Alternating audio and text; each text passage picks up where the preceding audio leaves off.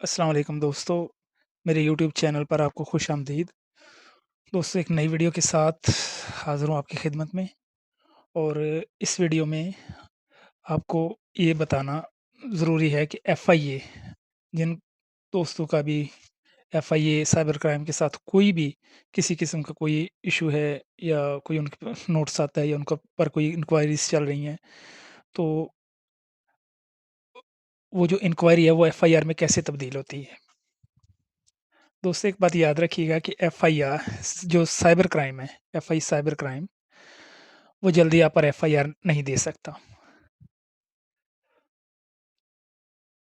वो इसलिए कि वो पहले अपनी छानबीन मुकम्मल करते हैं। पहली दफ़ा तो आपको वो 160 का नोटिस इसलिए भेजते हैं कि आपसे सिर्फ़ मालूमात करनी होती है उन्होंने कि जी आप पर ये इल्ज़ाम है और इसके हवाले से आपका क्या कहना है? तो वहाँ पे अगर बंदा ऑफ़िसर इंक्वायरी ऑफ़िसर अच्छा होता है तो वहाँ पे वो बयान हल्फ़ी ले लेता है।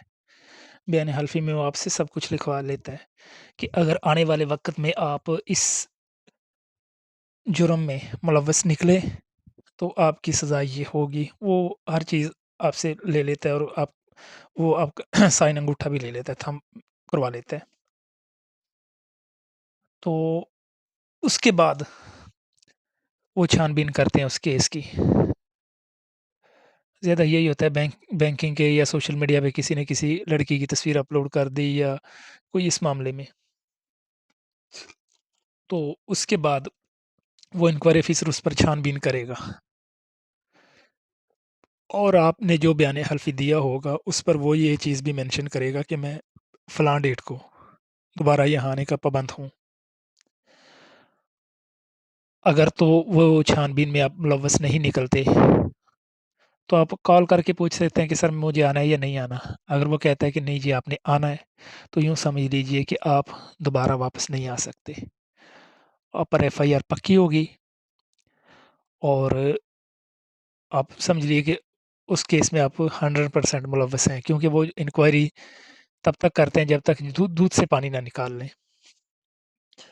तो फिर भी चेक करते हैं वो फिर उसके बाद जो वो डाटा है अपने सीनियर को सेंड करते हैं, जो असिस्टेंट डायरेक्टर होता है। असिस्टेंट डायरेक्टर वहाँ पे मार्क करके देता है उनको कि ठीक है जी, आप इस बंदे पर एफ़आईआर कर दें, फिर वो एफ़आईआर होती है आप पे।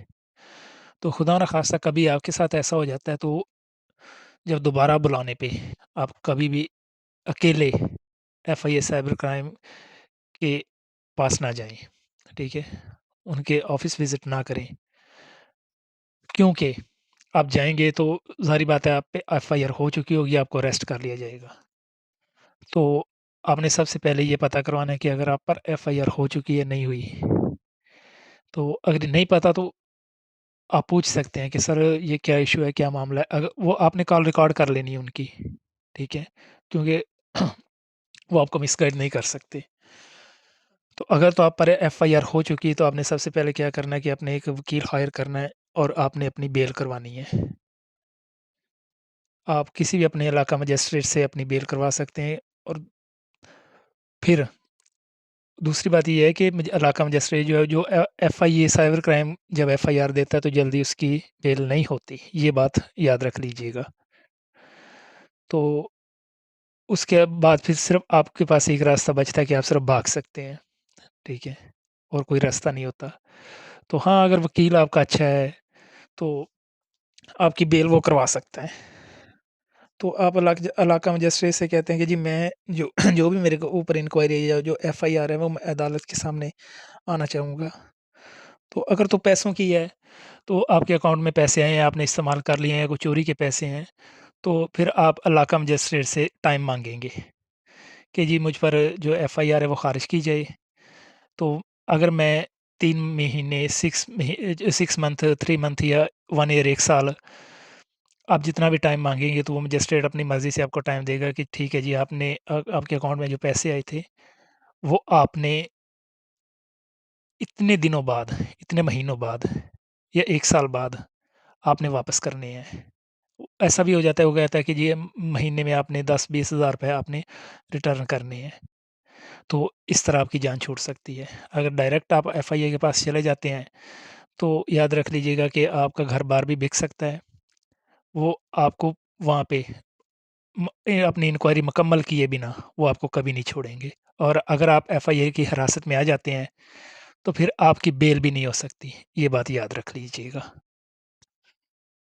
दोस्तों वीडियो अच्छी लगी तो लाज़मी इसको लाइक कीजिएगा, शेयर कीजिएगा दोस्तों के साथ और चैनल को लाज़मी सब्सक्राइब कीजिएगा। Thank you.